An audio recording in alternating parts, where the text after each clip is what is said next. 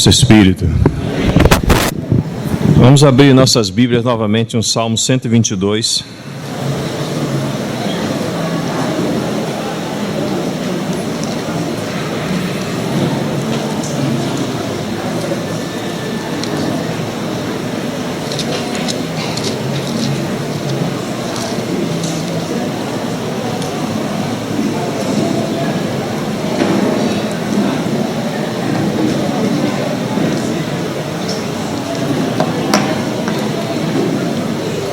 Obrigado.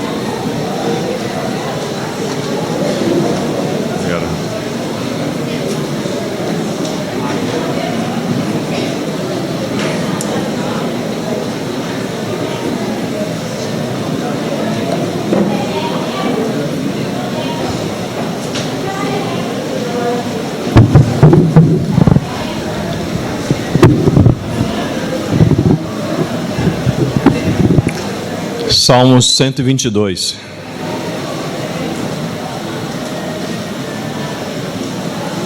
Alegrei-me quando me disseram: vamos à casa do Senhor. Ou, na versão King James que temos lido, cântico davídico de peregrinação. Alegrei-me quando me convidaram: vamos à casa do Senhor. Eis que nossos pés chegaram às tuas portas, ó Jerusalém, cidade construída em bases sólidas, edificada para unir todas as tribos do Eterno, em grande celebração de ações de graças ao nome do Senhor, conforme o mandamento dado a Israel. Salmos, ainda aí, 100.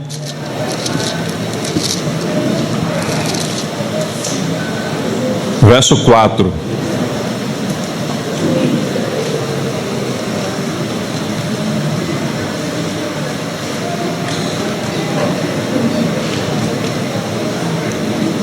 Entrai por suas portas com ações de graças e nos seus átrios com hinos de louvor. Rendei-lhe graças e bendizei-lhe o nome, porque o Senhor é bom, a sua misericórdia dura para sempre, e de geração em geração a sua fidelidade. Vamos orar e pedir que o Senhor nos ajude e tenha misericórdia de nós. Nosso Pai Celestial, humildemente curvamos nossa cabeça diante do Senhor, reconhecendo a sua grandeza, a sua majestade, reconhecendo, Senhor, a tua bondade e misericórdia para com as nossas vidas. Por amor ao teu nome e ao seu eterno propósito, nós pedimos que o Senhor seja conosco nesse tempo, Senhor, fortalecendo o nosso espírito em tua presença, perdoando-nos também de qualquer falha, mesmo aqui mesmo, nesta reunião, ou qualquer coisa que não esteja coberta com o sangue de Cristo. Nós pedimos que o Senhor tenha misericórdia das nossas vidas. Cobre, Senhor, até mesmo os nossos pensamentos, as nossas palavras e as nossas intenções, até mesmo a nossa maneira de nos portar nessa reunião. Nós pedimos que o Senhor nos cubra com o seu precioso sangue, no nome do Senhor Jesus. Pedimos a Ti, Pai, que o Senhor nos ajude, nos fortalecendo no nosso homem interior e nos dando ouvidos capazes de ouvir a sua voz. Só o Senhor tem palavras de vida eterna, e só o Senhor pode falar o nosso coração, e só suas palavras têm o poder de separar o que precisa ser separado e nos mostrar o que precisa ser mostrado. Que o seu Santo Espírito possa nos guiar nesse tempo, o teu interesse e glória em nome do Senhor Jesus. E também pedimos que o Senhor nos guarde e nos livre do mal, e de suas ações e de suas distrações, e do que Ele promove muitas vezes com ataques em nossas mentes e em nossos corpos. Guarda todo esse ambiente debaixo do teu nome, debaixo da sua autoridade e do precioso sangue de Cristo, em nome do Senhor Jesus. Amém. Irmãos, o Senhor tem nos dado a oportunidade de poder estar compartilhando um pouco sobre o livro de Neemias e falando de alguns aspectos relacionados à vida coletiva. E por isso que eu li novamente o Salmo 122, para nos situarmos naquilo que o Senhor tem, pelo menos, colocado em nosso coração. No Salmo 122, Davi, ele diz que ele se alegrava em muito quando convidavam a ele para ir à casa do Senhor. Nós já estamos claros, nós não vamos gastar muito tempo nesse assunto, estamos claros que nós não precisamos desse convite, vamos à casa do Senhor. Na verdade, nós somos a casa do Senhor. Entendeu? Então, de dentro para fora, nós precisamos fazer um convite um ao outro, e o convite hoje é: precisamos nos voltar para o Espírito. Precisamos andar no Espírito, precisamos viver no Espírito e precisamos discernir as coisas no Espírito. Amém? E o Senhor habita no nosso Espírito. Só para confirmar isso, vamos pegar Hebreus,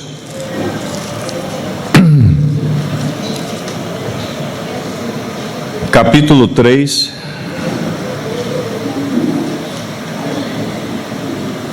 Já passamos por aqui, só para lembrar, no versículo 4 que diz: pois toda a casa é estabelecida por alguém, mas aquele que estabeleceu todas as coisas é Deus.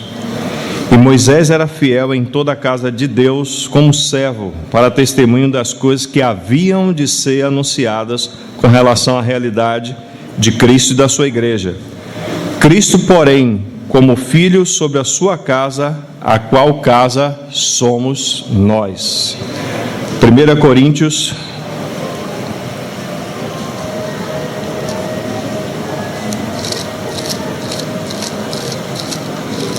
capítulo 3,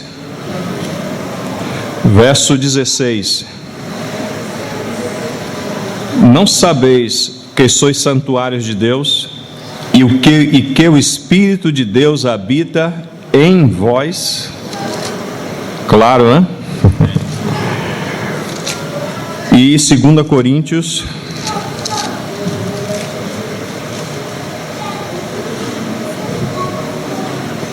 capítulo 6, verso 16, que diz: que ligação há entre o santuário de Deus e os ídolos?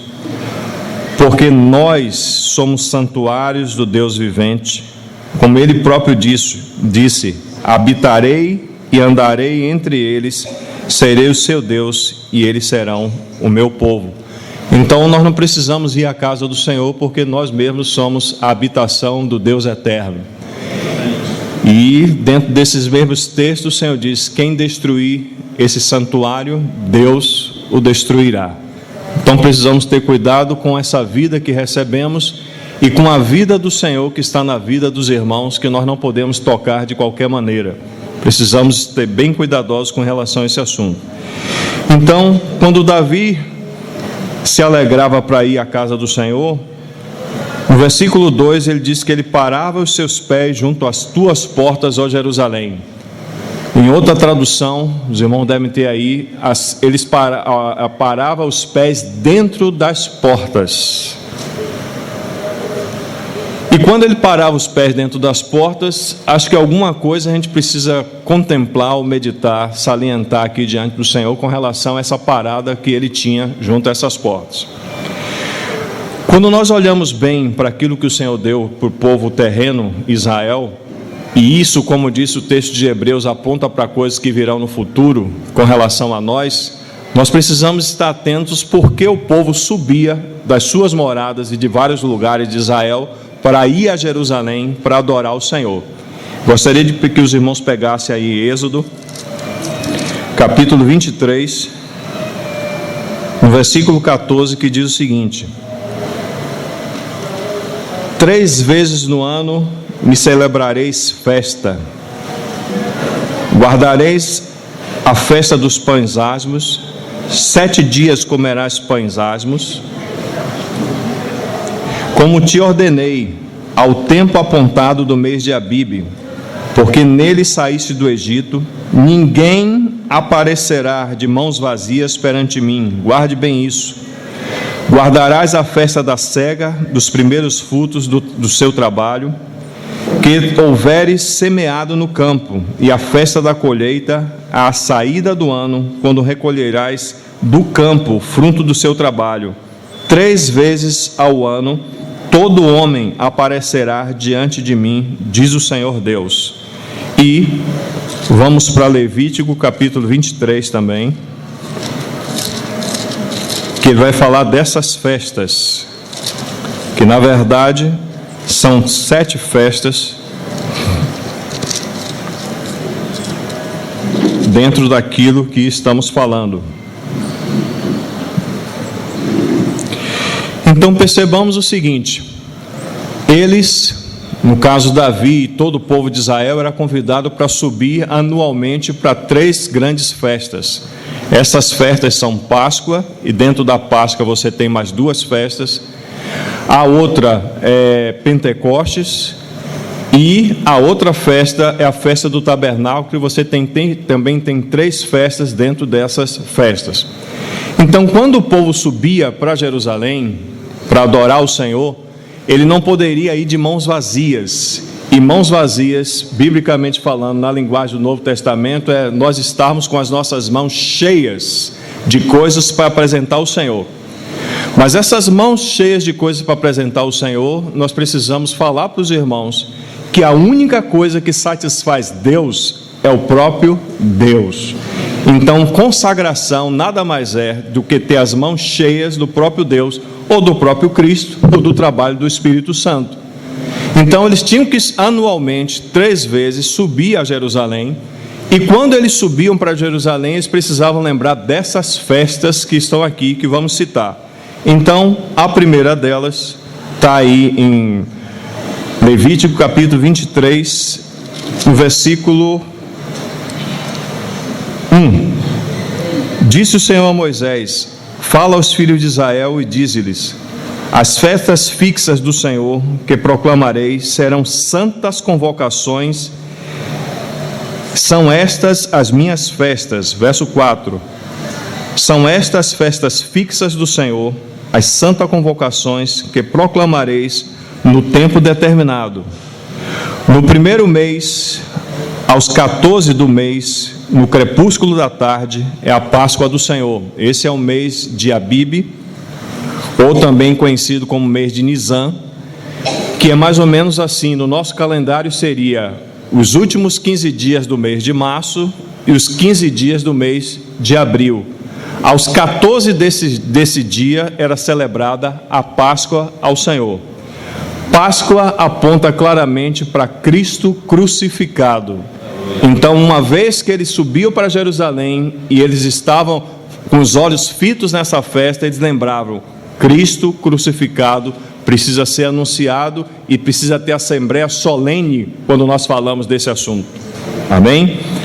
E aí ele continua, no verso 6: e aos 15 dias deste mês é a festa dos pães asmos. Logo depois do dia 14, no dia 15, 7 dias começa a festa dos pães asmos. Está aí. E aos 15 dias desse mês é a festa dos pães asmos do Senhor. 7 dias comereis pães asmos. No primeiro dia tereis santa convocação, nenhuma obra servil fareis, mas 7 dias oferecereis oferta queimada ao Senhor. Ao 7º dia haverá santa convocação, e nenhuma obra servil fareis. Então, 7 dias de pães asmos. Os pães asmos apontam para Cristo comungado, Cristo sem fermento, Cristo oferta perfeita, Cristo que é proposto pelo próprio Senhor, para que nós possamos entrar nessa realidade da comunhão com Ele através do Seu Filho e da obra do Seu Filho por meio do Espírito Santo.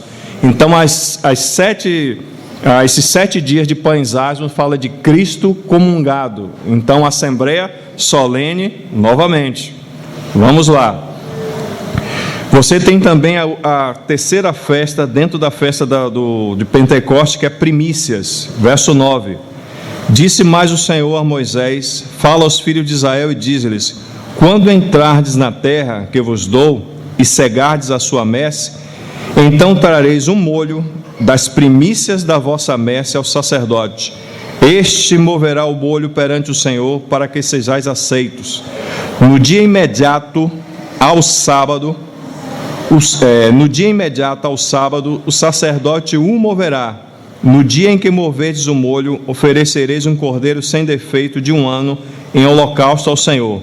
Então, essa festa das primícias aponta para Cristo como o Cristo ressurreto, o Cristo que ressuscitou dentre os mortos, primícias dentre os mortos, e como diz o próprio texto de Tessalonicense, Cristo primícias.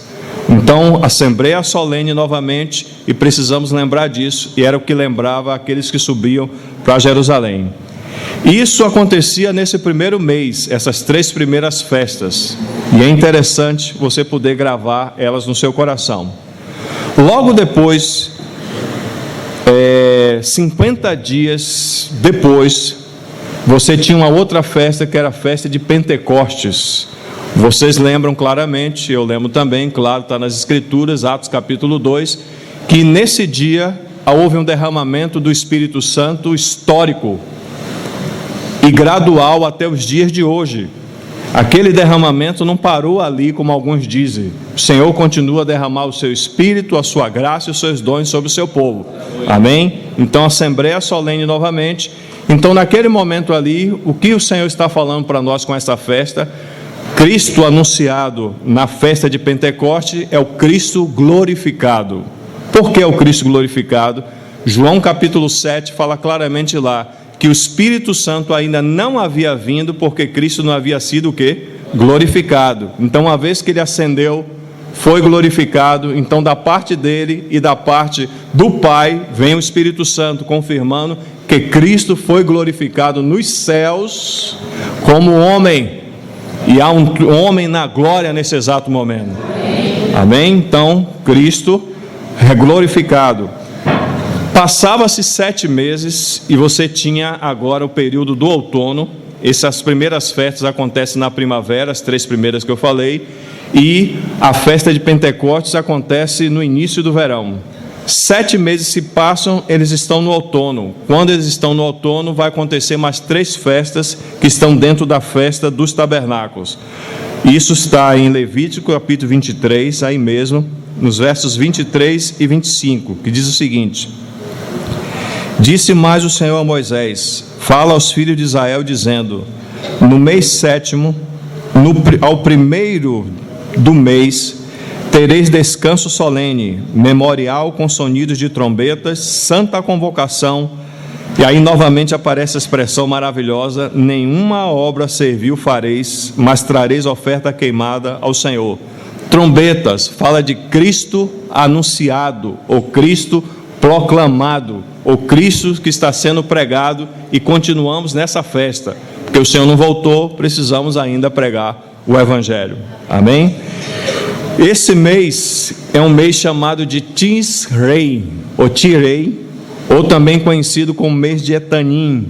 Ele está entre setembro e outubro, os 15 últimos dias de setembro e os 15 primeiros dias de outubro, você tem esse mês. É o 7º mês judaico.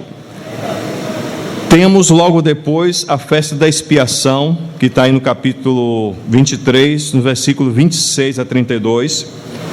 Disse mais o Senhor a Moisés: Mas aos 10 deste mês 7º será o dia da expiação. Tereis novamente santa convocação. E afligirei as vossas almas, trareis oferta queimada ao Senhor. Neste mesmo dia nenhuma obra fareis, porque é o dia da expiação, para fazer expiação por vós perante o Senhor vosso Deus, porque toda alma que nesse dia se não afligir, será eliminada do seu povo. Quem nesse dia fizer alguma obra, a esse eu destruirei no meio de todo o seu povo. Nenhuma obra fareis, é estatuto perpétuo pelas vossas gerações, em todas as vossas moradas. Sábado de descanso solene vos será. Então afligireis as vossas almas. Ao 9 do mês, de uma tarde à outra, celebrareis o vosso sábado. Expiar fala de cobrir, reconciliar, pacificar, pagar o preço por uma outra pessoa, ou quitar a dívida de alguém, ou oferecer um sacrifício no seu lugar, e esse sacrifício tem que ser perfeito, e esse sacrifício ele tem que ser sem nenhum tipo de mácula. E você oferece esse sacrifício no seu lugar para que a sua dívida seja perdoada e você recebe perdão. Ou, numa linguagem, podemos assim dizer, do direito, substituir. É o que o advogado faz quando como ele toma uma causa em suas mãos, e aí ele exige de você que você faça uma procuração para que passe plenos poderes para Ele, que Ele lhe represente como se fosse a você mesmo. De que maneira é essa festa interpretada? Cristo como nosso advogado. Amém? Cristo como nosso advogado é a festa da expiação, é a assembleia solene, é santa convocação e não pode fazer nenhuma obra nesse dia. E temos a última festa, que é a festa dos tabernáculos, que acontece no dia 15, está em Levítico capítulo 23 também, no versículo 33 a 37, que diz o seguinte: Disse mais o Senhor a Moisés: Fala aos filhos de Israel, dizendo: Aos 15 dias deste mês sétimo será a festa dos tabernáculos ao Senhor por 7 dias. Ao primeiro dia haverá santa convocação, nenhuma obra servil se fará. Ok? Então vamos só avançar um pouquinho para o versículo 41, que diz: Celebrareis esta festa ao Senhor por 7 dias cada ano, é estatuto perpétuo pelas vossas gerações. No sétimo a celebrareis. 7 dias habitareis em tendas de ramos, todos os naturais em Israel habitarão em tendas, para que saibam as vossas gerações que eu fiz habitar os filhos de Israel em tendas, quando os tireis da terra do Egito. Eu sou o Senhor, vosso Deus. Assim declarou Moisés as festas fixas do Senhor aos filhos de Israel. Então, o que é tabernáculo? Tabernáculo nada mais é do que o Cristo esperado, porque quando esse Cristo esperado ele vier, ele vai reunir todas as tribos e todas as línguas e todas as nações que foram redimidas por causa do seu trabalho, vão ser reunidas nele e para ele e para a glória dele. Mas quando nós pegamos essas festas e nós olhamos muito bem no Novo Testamento, nós vamos verificar, pegue aí 1 Coríntios capítulo 11, e veja se não é isso mesmo que o que acabamos de fazer anteriormente na primeira reunião. 1 Coríntios capítulo 11,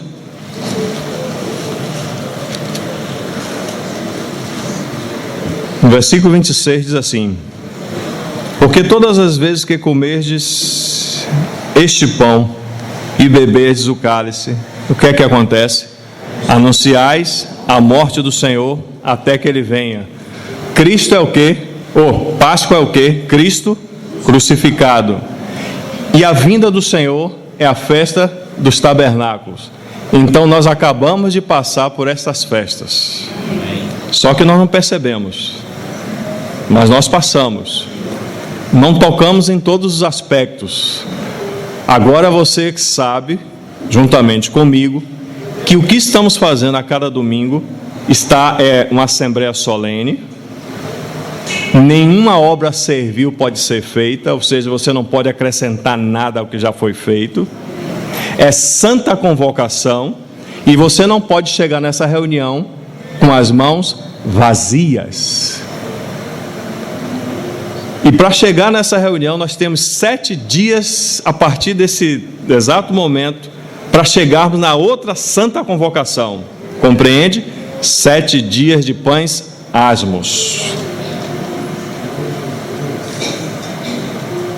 Só que quando aquele povo subia para adorar o Senhor, ele sabia disso. Ele tinha clareza disso. Havia uma alegria muito grande no coração de Davi, que escreveu o Salmo 22, por conta desse assunto.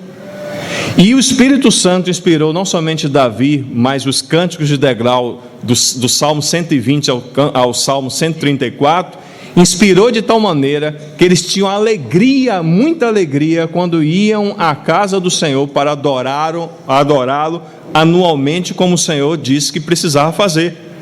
Nós não precisamos, irmãos, sair daqui para Jerusalém para fazer isso. Mas nós temos o Deus de Jerusalém habitando dentro do nosso espírito. Eu e você agora somos casa do Senhor, e estas festas solenes precisam acontecer dentro do nosso espírito a cada dia. E para que nós não nos esqueçamos, como também o Senhor estabeleceu para que eles não esquecessem, nós temos domingo após domingo, Páscoa até tabernáculo. Todos os domingos nós temos esse anúncio dentro do nosso espírito e precisamos saber o que estamos fazendo aqui. Então agora foi acrescentado mais algo, mais algum peso, para que você possa, e eu possa também ter temor ao chegar a esse lugar, porque o Senhor disse que é santa convocação, não esse lugar, mas esse lugar que está aqui, porque o Senhor disse: se alguém o destruir, Deus também o destruirá. Somos santuários do Deus vivente e nós precisamos nos portar diante do Senhor de forma santa, e precisamos nos portar diante do Senhor com santo temor e santa reverência. Então eles subiam nessa perspectiva dessas festas, mas quando eles subiam e estavam se aproximando, aqueles cânticos dos cânticos do degrau, cântico de romagem, ou cântico de romaria, como alguns dizem, não tem problema nenhum, essa é a romaria santa. Eles iam até Jerusalém, e quando chegavam em Jerusalém, eles entravam pela primeira porta, que nós vamos ver no livro de Neemias, que é a porta das ovelhas. Mas quando ele passava pelas portas das ovelhas, então o Senhor tem que falar alguma coisa também ao coração deles, não apenas acerca das festas, mas acerca agora, olha a expressão no Salmo 122 que está aí, no versículo 2, diz assim: eis que nossos pés chegaram às tuas portas, ó Jerusalém. Alguém tem a tradução aí, eis que os pés estão dentro das portas?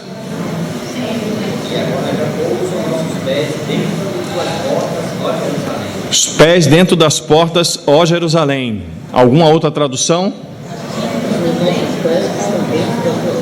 Os vossos pés estão dentro das tuas portas. Então eles entraram pela cidade e passaram pelas portas. Então vamos dar uma passada pelas portas? Mas antes vamos permanecer aí em 1 Coríntios capítulo 11, verso 20.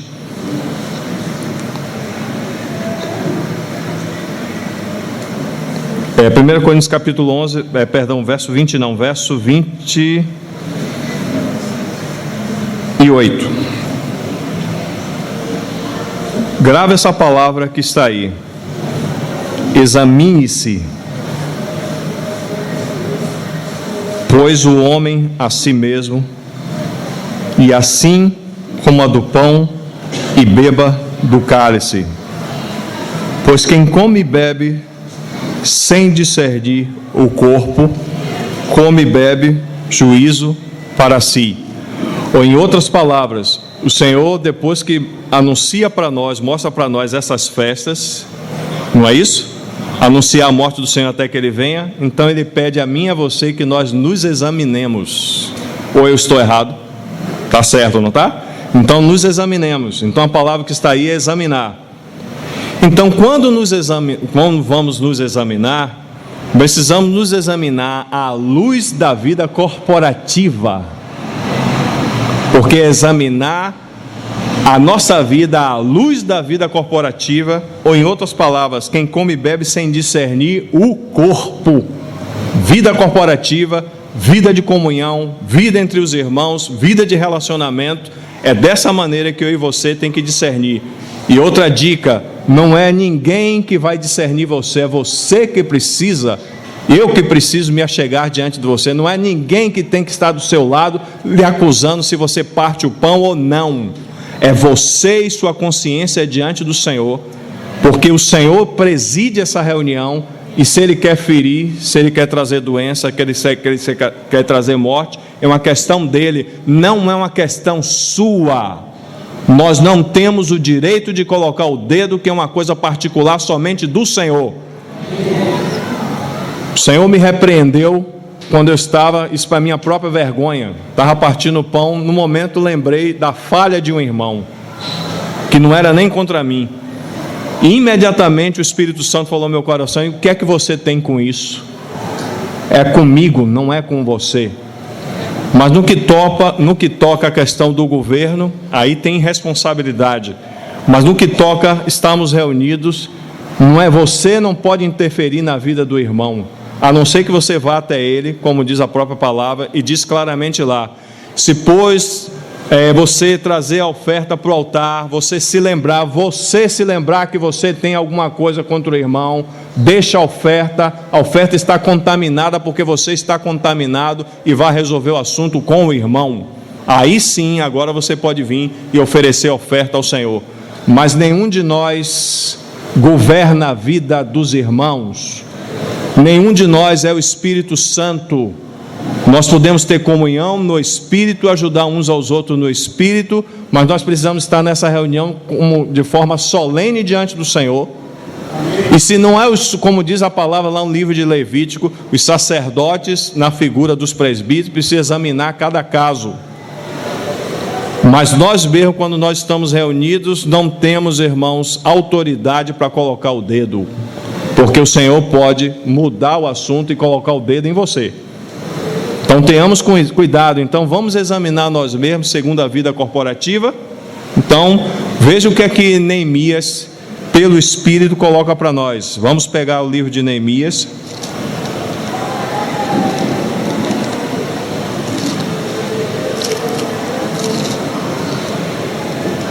No capítulo 2.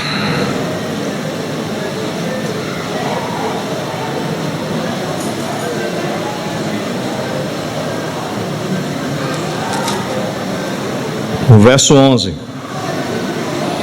Eu vou ler aqui na King James, que ela está mais próxima daquilo que está no original. Diz assim: Cheguei a Jerusalém e depois de 3 dias permaneci na cidade. Levantei-me durante a noite e saí com alguns dos meus amigos. Todavia, não compartilhei com ninguém o que meu Deus havia entusiasmado meu coração para que eu fizesse por Jerusalém. Não levei animal algum, a não ser aquele que eu montava. Desta maneira saí de noite pela porta do vale e fui para En-Antanim, que é a fonte do crocodilo ou a fonte do dragão, e até Shaar-Haspishot, portão do lixo, ou a porta do monturo. E examinei, olha essa palavra de novo, e examinei as muralhas de Israel que haviam sido derrubadas e os seus portais que haviam sido destruídos pelo fogo. Fui ainda mais adiante até o portão da fonte e até o tanque do rei. Contudo, ali não havia sequer espaço para o animal que eu montava pudesse passar. Por isso decidi subir o vale, ainda de noite. A palavra aí, avaliando, examinou e avaliou, avaliando o estado dos muros. Finalmente retornei e tornei a entrar pela porta do vale. Os oficiais não ficaram sabendo aonde eu tinha ido, pois até então eu nada havia revelado aos judeus, aos sacerdotes, aos nobres, aos oficiais e aos demais sobre a obra que iriam realizar.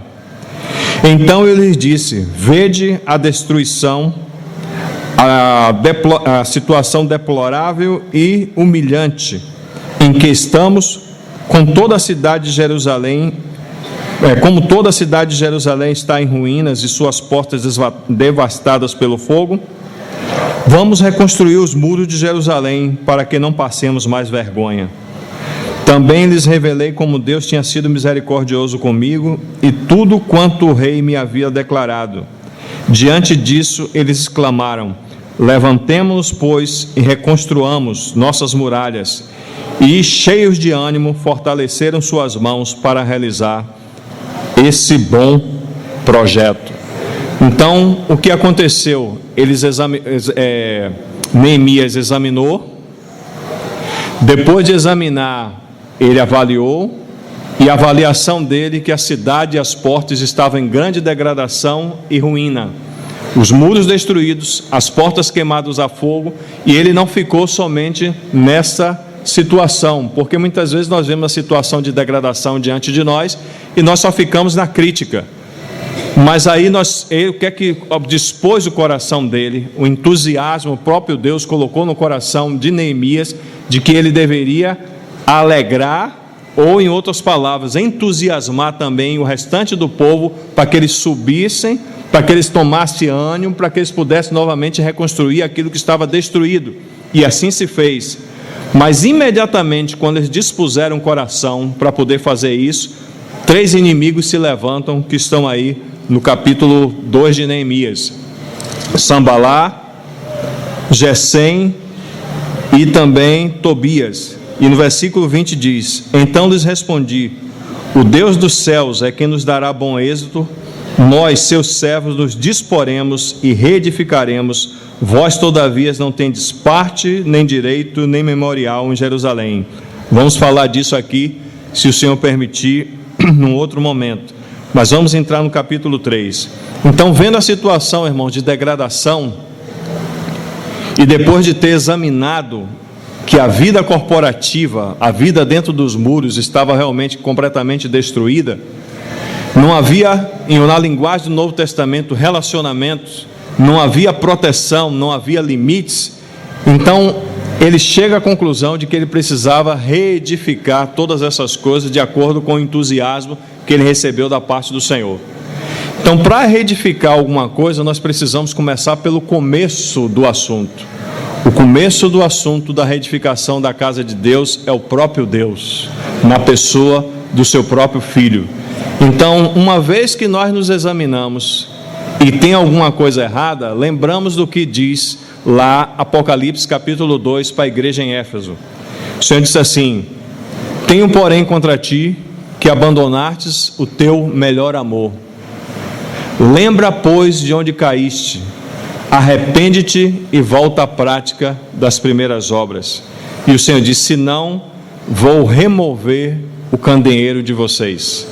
O Senhor removeu o candeeiro daquela cidade, a luz daquela cidade, que era Ele mesmo, e deixou a cidade completamente destruída e naquela condição que foi necessário que primeiro viesse aqueles que subiram pelo despertar do Espírito Santo, para aquele pregão de Ciro, rei da Pérsia, e você vem em Esdras, você vem em Zorobabel, Jesus e aqueles que são preparados pelo próprio Senhor para reconstruir o templo. Mas uma vez reconstruído o templo, a vida dentro da Assembleia era fraca. A vida dentro da Assembleia não existia. E não existia por conta de problemas que são falados no capítulo 4. Mas vamos falar primeiro das coisas positivas, depois falamos das coisas negativas, se o Senhor assim permitir. Então, quando eles chegavam e colocavam os seus pés junto às portas, e eles chegavam para aquela assembleia solene, para aquelas festas, 7 festas que nós falamos, o que é que ia acontecer? Agora eles precisavam entrar por cada uma daquelas, entrar pelas portas e parar os seus pés junto a cada uma dessas portas e examinar aquela porta de acordo com a sua própria realidade espiritual. É mais ou menos como se fosse um relógio, são 12 portas.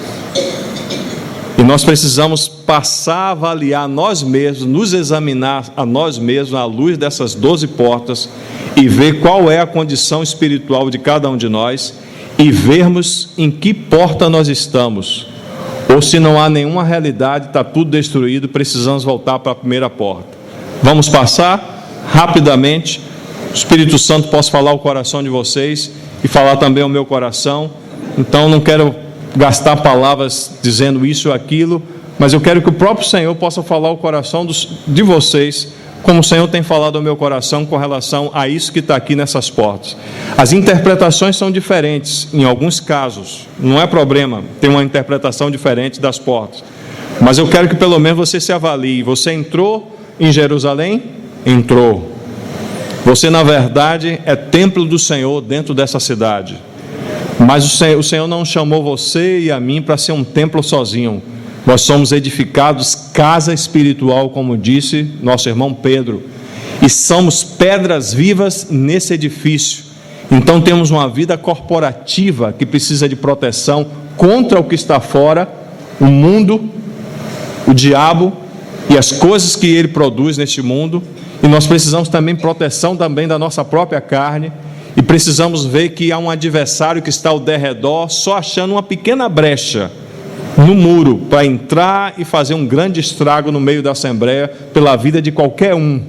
Então vamos avaliar de acordo com aquilo que o Senhor deseja que nós avaliemos. Primeira porta, capítulo 3, versículo 1, que diz o seguinte: então se dispôs Eliasibe, o sumo sacerdote, não poderia ser outra pessoa que fizesse isso, com os sacerdotes seus irmãos, e reedificaram a porta das ovelhas.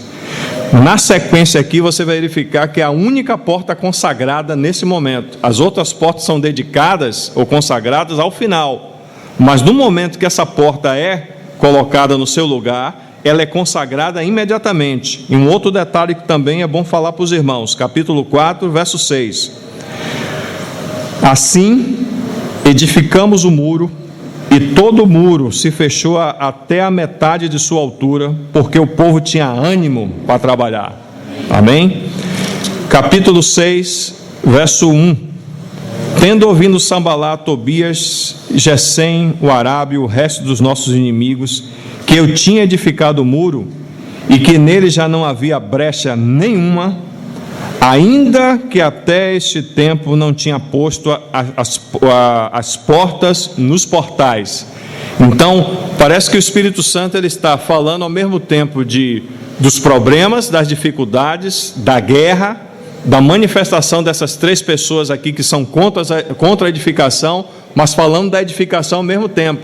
Falando do que edificar até a metade do muro, lembrando para os irmãos que aquele muro tinha 12 metros de altura, 8,5 metros de largura, 4.018 metros a sua extensão, 34 torres, 12 portas e muitas fontes, e cada um desses detalhes falam de Cristo e dos aspectos de Cristo e nossa experiência com Cristo. Mas não tenho condição de falar sobre tudo isso, mas vamos falar daqui das portas com a ajuda do Senhor. Então, essa porta das ovelhas ela foi consagrada, e assentaram-lhe as portas, e continuaram a reconstrução até a torre de Sem e a torre de Ananiel. É interessante lembrar do que falamos na semana passada, naquele texto lá de Êxodo. Como é que eles edificavam? Lembra? Como? Juntos, exatamente, não é separado. Juntos eles estavam edificando.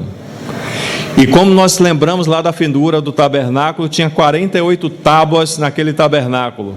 Você pode chegar em casa na revista e atualizada e contar cada nome, cada grupo de pessoas, os tecoitas, os sacerdotes, os ourives, os mercadores, os servos de tal lugar. Você vai dar exatamente 48. O que é 48 na Bíblia? 6, número do homem, vezes 8, número da ressurreição. 6 vezes 8 nada mais é do que o homem ressurreto. Só o homem ressurreto pode edificar a casa do Senhor. O que é natural não entra, não tem parte, não tem direito, não tem memorial.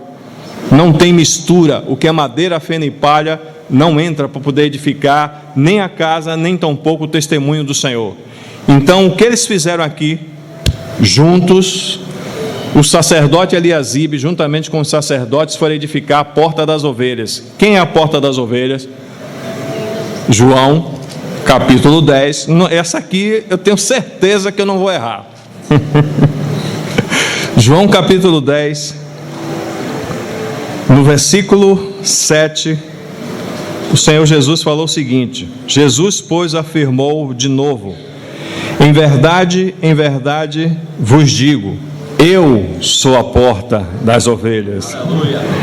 Todos quanto vieram antes de mim são ladrões e salteadores, mas as ovelhas não lhe deram ouvidos. Glória a Deus.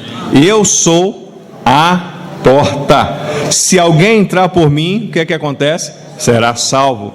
Entrará, sairá e achará pastagem. Tem alguma dúvida dessa porta? Essa porta é o Senhor Jesus Cristo. Ele é a porta das ovelhas. E quando nós entramos por Ele, aí tem uma consequência. Não apenas ser salvo, vai achar pastagem.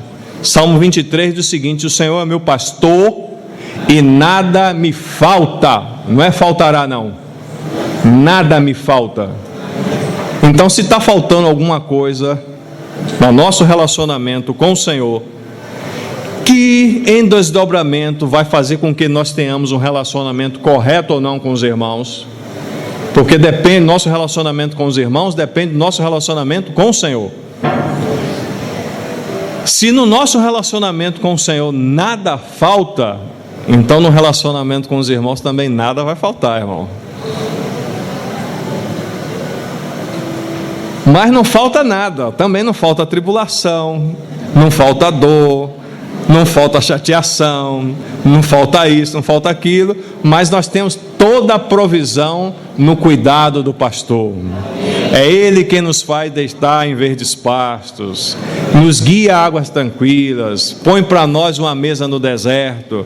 Então, essa é a primeira porta que nós precisamos entrar por ela e termos toda a suficiência, como Marcelinho enfatizou aqui. Ele é o grande El Shaddai, Ele é o todo suficiente, Ele é o pastor e bispo das nossas almas. Amém? Então você já entrou por ela? Então se você entrou por ela, você é salvo. Então Ele é o seu pastor e nada lhe falta, nem para você, nem para mim. Versículo 2 diz: junto a ele edificaram os homens de Jericó, também o seu lado edificou Zacur, filho de Inri. Os filhos de Asenaá edificaram a porta do peixe. O que é que a porta do peixe fala para nós? Eu vou passar rápido, não tenho intenção de parar aqui, mas a porta do peixe ele fala para nós sobre Gênesis capítulo 28, verso 14.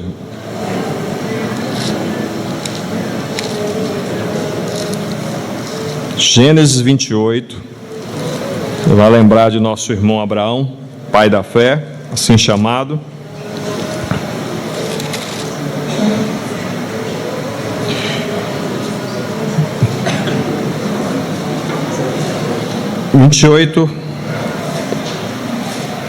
Só um pouquinho antes, assim, verso 13. Perto dele estava o Senhor e lhe disse: eu sou o Senhor, Deus de Abraão teu pai.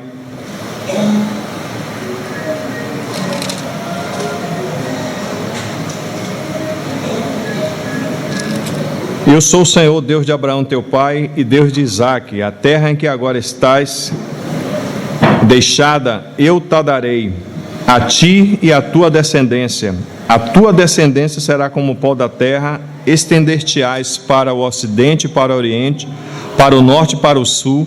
Em ti e na tua descendência serão abençoadas todas as famílias da terra. Marcos capítulo 11, versículo 17, que diz o seguinte: também os ensinava e dizia: não está escrito, a minha casa será chamada casa de oração para todas as nações. Guarde isso, todas as nações. Em Abraão seriam benditas todas as famílias da terra.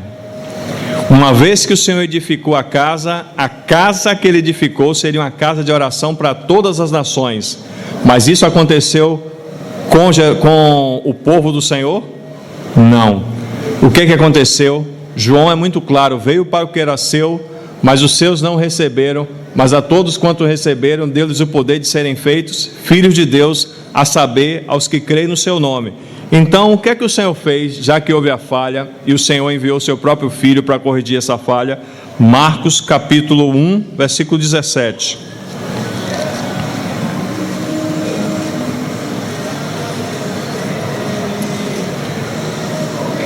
Disse-lhe Jesus: vinde após mim, e eu vos farei o quê?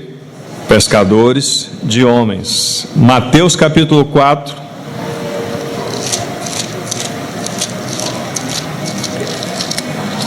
no verso 19, que diz: e disse-lhe: vinde após mim, e eu vos farei pescadores de homens. Então deixaram imediatamente as redes e os seguiram. Então, que é a porta dos peixes? O Senhor fez uma promessa a Abraão que nele seriam benditas todas as famílias da terra. E Abraão é tido no Novo Testamento também como pai da fé. Mas o Senhor, por meio de Abraão, estabeleceu Israel, descendência dele.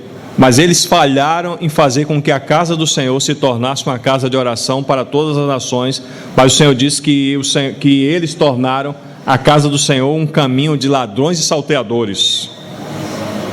Então veio o filho, e quando veio o filho, colocou as coisas na devida ordem. Chamou aqueles que precisavam chamar pela porta, que é ele. E uma vez que eles entraram pela porta e foram salvos, o Senhor disse para ele: agora eu vos chamo para vocês serem pescadores de homens. Então a porta dos peixes é a pregação do Evangelho. Amém? Então vamos um pouco mais para frente. A porta, capítulo 3 de Neemias, verso 6. Joiada, filho de Paseia, e Mesulão, filho de Bezodias, repararam a porta velha, colocaram as suas vigas e lhe assentaram as portas com ferrolhos e trancas. É bom salientar também que na porta que é edificada do peixe, também o Espírito Santo faz questão de ressaltar que nessa porta tem ferrolhos e trancas. Então aquelas pessoas que entram pela pregação do Evangelho, eles precisam de proteção para que não saiam. Então precisa de ferrolhos e trancas. Não ferrolhos e trancas humanas, mas ferrolhos e trancas do próprio Evangelho.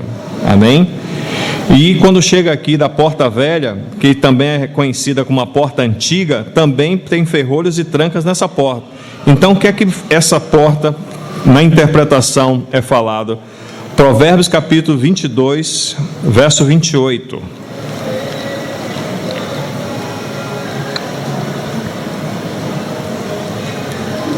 Provérbios, capítulo 22, verso 28,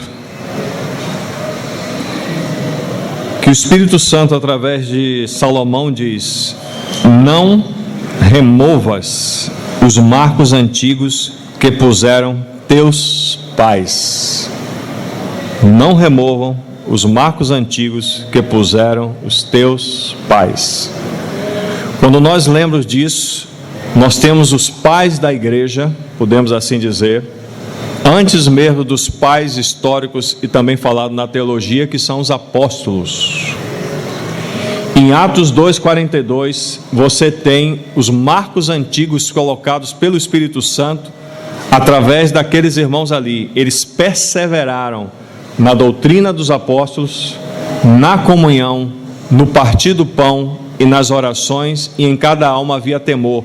Esses assuntos não podem ser removidos, e esses assuntos precisam de proteção. E você vai verificar que cada uma dessas portas, você tem irmãos que estão no ministério da palavra para poder ser trancas e ferrolhos nesse assunto. Os profetas, os mestres, os apóstolos precisam colocar os trancas e ferrolhos nessas coisas para que elas não se demovam.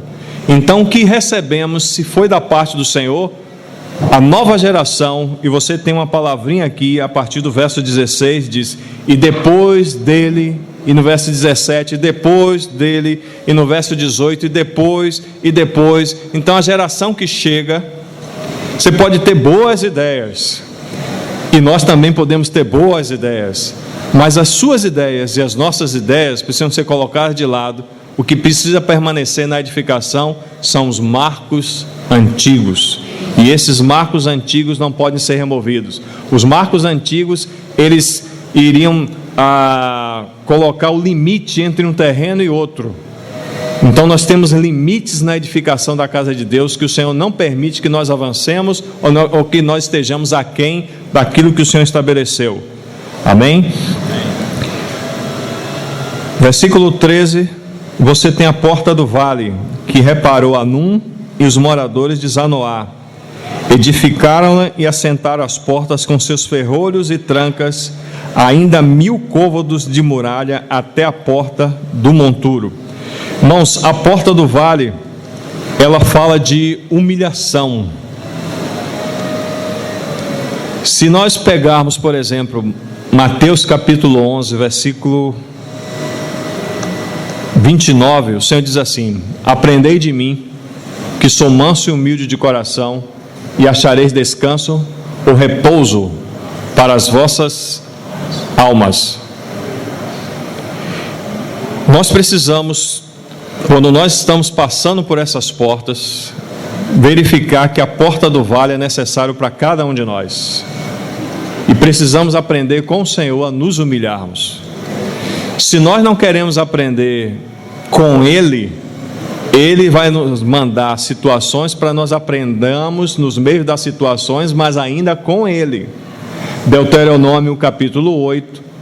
A jornada do povo de Israel no deserto era para ser 11 dias. De Horebe até Cádiz Barneia era jornada de 11 dias, mas eles passaram o quê? 40 anos. Mas dentro do livro de Deuteronômio capítulo 8, o Senhor vai falar claramente para Israel. Por que o Senhor fez isso? Por causa da dureza do coração deles e os resquícios da idolatria e das saudades que tinham do Egito. Então, quando nós entramos pela porta das ovelhas, e aí entramos pela pregação do Evangelho, e depois começamos a guardar os marcos antigos, não pensemos que a nossa alma, amado irmão, se converteu, não. A alma não se converte de uma hora para outra. Você vai levar boa parte da sua vida, e eu vou levar boa parte da minha vida para que minha vida se converta. A salvação que recebemos, ela é plena. Ela atinge o nosso espírito, nossa alma e nosso corpo. Então atingiu o nosso espírito, estamos salvos, aleluia, glória a Deus. Não tem perdição eterna por Filho de Deus. Mas a salvação da alma, Pedro diz assim: obtendo o fim da vossa fé, a salvação da vossa alma é constante. Então, se nós não queremos aprender com Ele, o Senhor vai nos colocar em situações para que aprendamos dEle. E aí o Senhor colocou lá, Deuteronômio capítulo 8, o Senhor diz assim: para te provar, para te humilhar, para você saber, não é Deus saber não, para que eu saiba o que está no meu coração, se guardarias ou não as minhas alianças, os meus estatutos, a minha lei. O Senhor colocou lá, e diz lá no meio do capítulo 8, que o Senhor fez passar eles por serpentes abrasadoras e por escorpiões. Aí a gente volta só um pouquinho. No versículo 13 do capítulo 2, diz assim: Neemias saiu pela porta do vale, que é a porta da humilhação. E quando ele saiu para a porta do vale, o que é que ele encontrou? A fonte do dragão. Quando somos humilhados, se manifesta essa natureza que é um com o dragão. E Deus tem que colocar essa natureza no seu devido lugar, com revelação nos nossos olhos, para ver que ela já está crucificada com Cristo. E mesmo que nós já caminhemos algum tempo com o Senhor, por causa da grandeza da revelação que recebemos da parte de Deus, quando o Senhor fala lá para Paulo, é necessário um espinho da parte do inimigo, de Satanás, para que venha para a carne de Paulo, para que ele não se ensoberbeça com as revelações que tem recebido da parte do Senhor. Não sou eu que estou falando. Na humilhação, a fonte do dragão que está na nossa carne se manifesta. O Senhor não tinha fonte do dragão nele, mas ele se fez corpo como nós. 40 dias ele jejuou. Quando no final dos 40 dias, quem é que está esperando ele? O dragão. E tentou o Senhor. Não tentou? Não conseguiu. Mas diz assim a palavra: e deixou o Senhor para tentá-lo em ocasião oportuna novamente. Então percebamos, irmãos, que uma vez que estamos nessa porta do dragão, muitas vezes nós estamos dando coices nos arranjos do Senhor, estamos cheios de queixa em nossos lábios, e o Senhor mantém a situação lá. É como falei para os irmãos, o cativeiro, de acordo com o livro de Jeremias, que nós lemos, capítulo 25, tinha que levar quantos anos? 70 anos. O Senhor não tirou nem um ano e nem um mês. 70 anos se cumpriram. Aí o Senhor diz: agora pode sair, agora pode orar. Então percebamos que essa é uma porta necessária, irmãos, para a nossa vida, para que nós não nos ensoberbeçamos. Então vamos continuar com a ajuda do Senhor. Neemias capítulo 3, versículo 14. Você tem uma outra porta que vem logo depois da porta do vale. Uma vez que você está na porta do vale e a fonte do dragão se manifesta, então você vai manifestar muito lixo. Murmuração principalmente. Aquele chefe chato, aquele colega horrível. Enquanto é chefe e colega, está tudo bem, mas começamos a nos queixar dos irmãos. Começamos a criticar os irmãos. O que está se manifestando, irmãos, é o lixo. A porta do monturo dava para o vale de Inom, e lá o fogo ardia constantemente queimando o lixo. É uma figura também das trevas exteriores. Mas aqui está falando de colocar para fora o que precisa ser colocado. Vamos ler Efésios capítulo 4, que fala muito claramente dessa porta. O nosso amado irmão Paulo, que ele diz o seguinte: Efésios capítulo 4,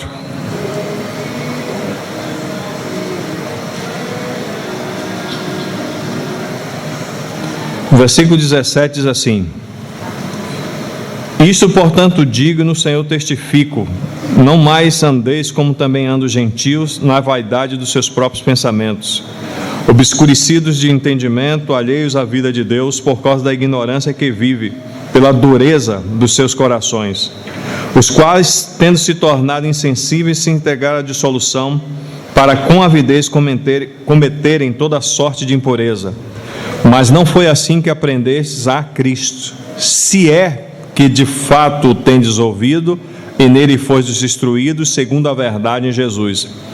No sentido de que, quanto ao trato passado, vos despojeis do velho homem, se a porta do monturo, que se corrompe segundo a concupiscência do engano, e vos renoveis do espírito do vosso entendimento, e vos revistais do novo homem, criado segundo Deus, em justiça e retidão, procedentes da verdade.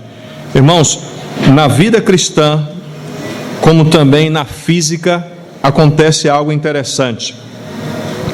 Dois corpos não podem ocupar o mesmo espaço, é um princípio da física, no mesmo lugar. Então,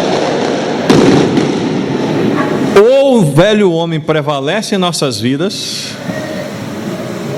ou vivemos pelo novo homem. Os Deus não aceitam mistura, e não aceita essa mistura quando nós lemos lá Laodiceia. Laodiceia está misturada, ela não é nem fria e ela também não é quente, ela é morna, ela está misturada. Deus não aceita essa mistura. Então, da mesma maneira, nós precisamos perceber que nós precisamos nos despojar do velho homem, nos renovar, como o nosso irmão Jorginho compartilhou muito bem, do novo, um novo entendimento, da metanoia, de arrependimento, de mudança de mente, para que na mudança da mente, segundo o que está escrito aqui pelo Espírito Santo, por boca do nosso irmão Paulo, está escrito aqui, tem que haver renovação de mente para que haja revestimento do novo homem. Alguns querem ser revestidos do novo homem, mas com a mente velha, pensando as mesmas coisas que os gentios pensam, e tendo as mesmas imoralidades que os gentios têm dentro da sua cabeça, e propenso no coração para fazer as mesmas coisas, e quer santidade e poder na sua vida pessoal. Isso não existe, irmão. A porta do monturo precisa acontecer na nossa vida, e o lixo precisa sair. Amém? Então, consideremos isso diante do Senhor. A segunda, a porta que vem logo depois, o versículo 15, que é a porta da fonte. Essa porta da fonte, a gente pode pegar João capítulo 4. Eu acho que eu vou ter que parar. João capítulo 4, no versículo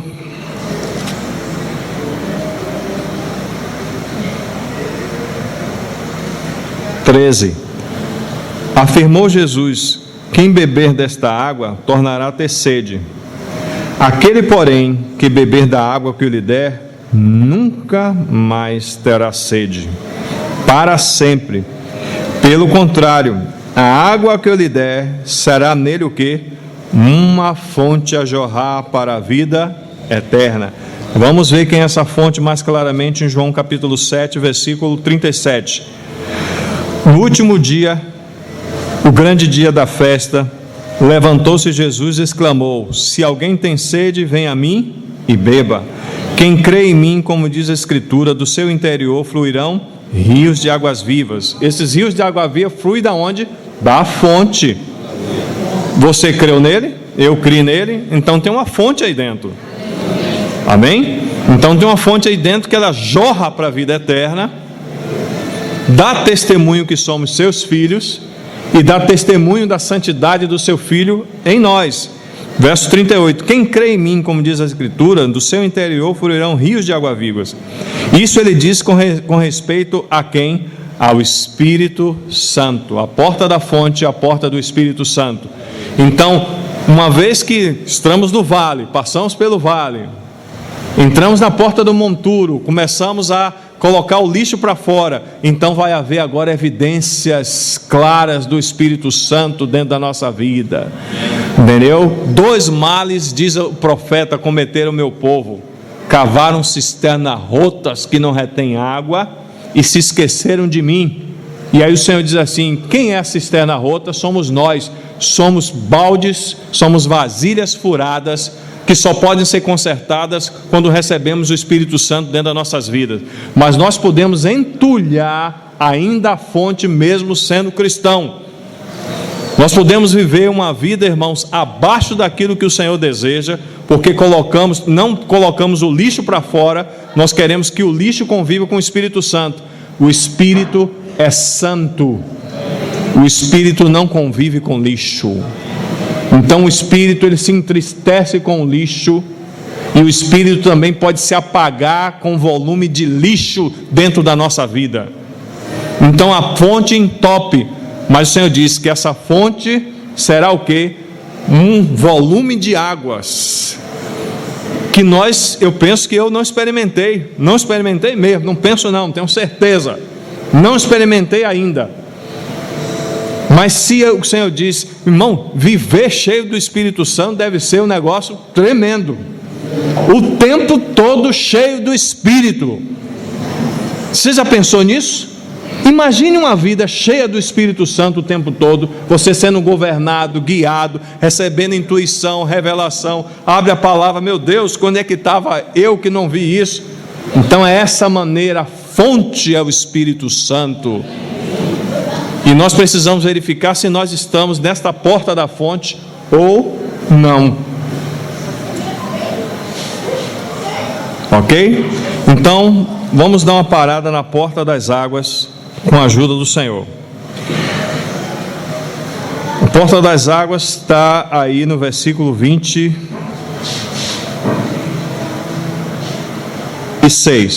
Tem uma porta antes, mas que é a porta do cárcere, mas vamos parar aí na porta das águas. Diz assim: e os servos do templo, verso 26, que habitavam em Ofel, até defronte da porta das águas, para o Oriente.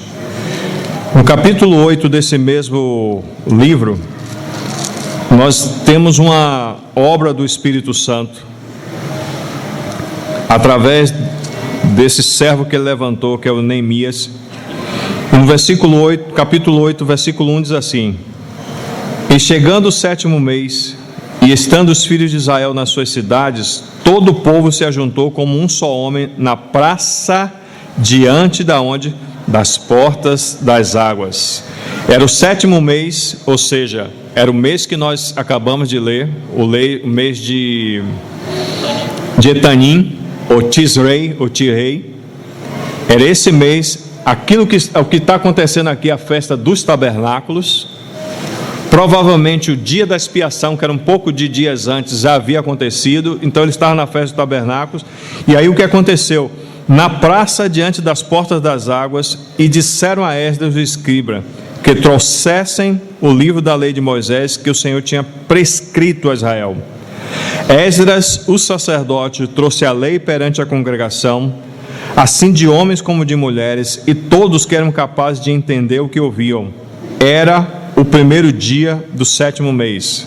Perdão, então era antes, irmão, não tinha acontecido ainda a expiação, que é no dia 10, mas eles estavam justamente no primeiro dia que era o dia das trombetas, Cristo anunciado, exatamente. Verso 3: e leu no livro diante da praça que está à fronteira, à porta das águas, desde a alva, ou seja, desde o amanhecer até o meio-dia, perante os homens e mulheres, e os que podiam entender, e todo o povo tinha os ouvidos atentos ao livro da lei.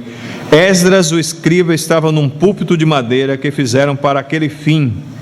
Estavam em pé junto a ele, à sua direita, Matitias, Sema, Anaías, Urias, Ilquias e Maazéias, e à sua esquerda Pedaías, Misael, Malquias, Mazum, Badana, Zacarias e Mesulão. Esdras abriu o livro à vista de todo o povo, e quando ele abriu o livro, ele estava onde? Na porta das águas. E todo o povo se pôs em pé, ninguém pediu. Também até lembrei de Marcelinho que pediu para a gente ficar de pé. Não se preocupe com isso, já estava em minha mente muito antes, Marcelo. Não é de nenhuma indireta para você. Mas ninguém pediu para que o povo se pudesse de pé. Mas o próprio povo, quando o livro da lei foi aberto, o que é que eles fizeram? Se colocaram de pé. Você percebe a atuação do Espírito Santo? Trazendo a assembleia solene para o assunto, trazendo a santa convocação para o meio do povo, trazendo temor de Deus para o meio dos irmãos, trazendo reverência à palavra, trazendo a santidade no meio do povo.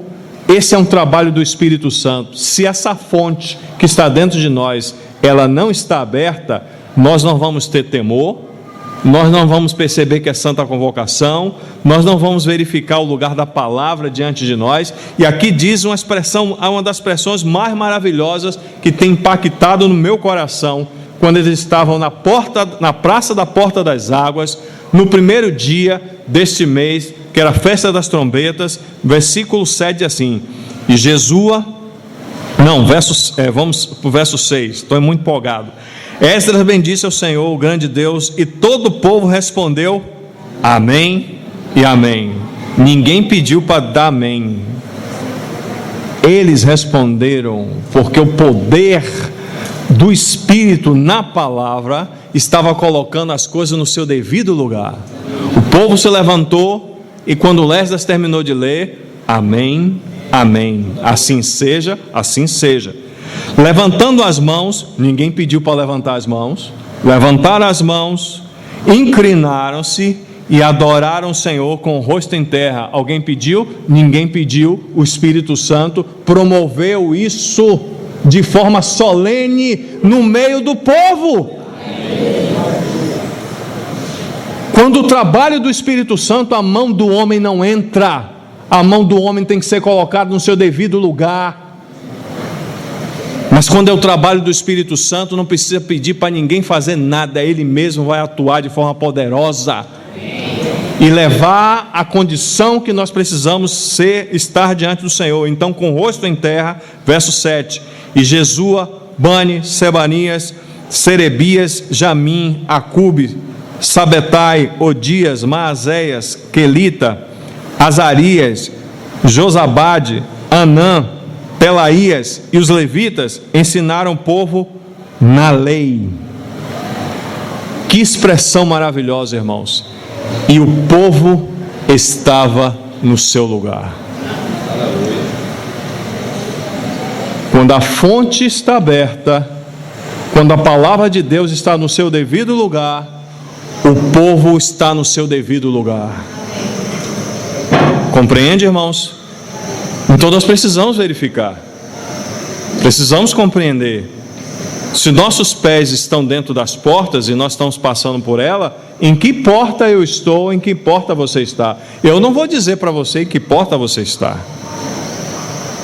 Você precisa, como Neemias fez, examinar, avaliar e verificar qual é a condição da sua vida dentro dos muros. Examine-se, pois, o homem a si mesmo, e assim coma do pão e beba do cálice, pois quem come e bebe sem discernir o corpo, come e bebe juízo para si. É a vida da assembleia que o Senhor deseja. Nós não seremos conhecidos, irmão. O Senhor não deseja que nós sejamos conhecidos como o povo da palavra. O Senhor não tem essa expressão. Mas o Senhor disse assim: nisto conhecereis que sois meus discípulos, se vos amardes. E aí continua, verso 8: leram no livro da lei de Deus claramente, dando explicações de maneira que entendesse o que se lia. E só para terminar, Efésios capítulo 3, que é a porta das águas ainda.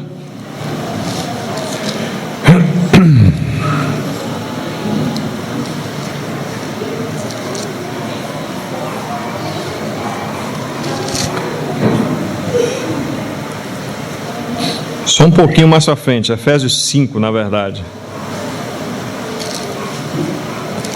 Versículo 26 que diz, 25: maridos, amai vossas mulheres, como também Cristo amou a igreja e a si mesmo se entregou por ela, para que a santificasse, tendo-a purificado por meio da lavagem de água pela palavra, para apresentar a si mesmo igreja gloriosa, sem mácula, sem ruga, nem coisa semelhante, porém santa e sem defeito. Essa é a porta das águas. E paramos aqui com a ajuda do Senhor. Se o Senhor quiser, a gente continua no próximo domingo ou não. Senhor, colocamos tudo isso que lemos em Tua santíssima presença, Senhor. Só o Senhor pode avaliar a condição de cada um de nós na Sua própria presença. É muito claro quando lemos Apocalipse que o Senhor diz que o Senhor anda no meio dos 7 candeeiros de ouro.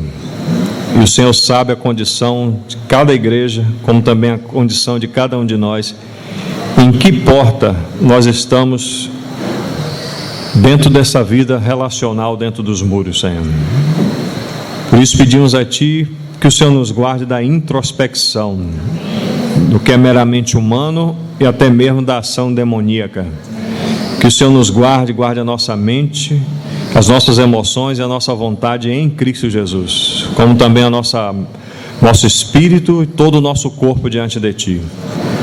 Mas o Senhor sabe o que precisamos saber da Sua parte.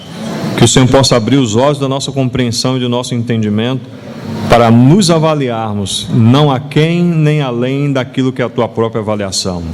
Que o Senhor nos guarde, nos ajude e nos fortaleça, no nome do Senhor Jesus. Amém.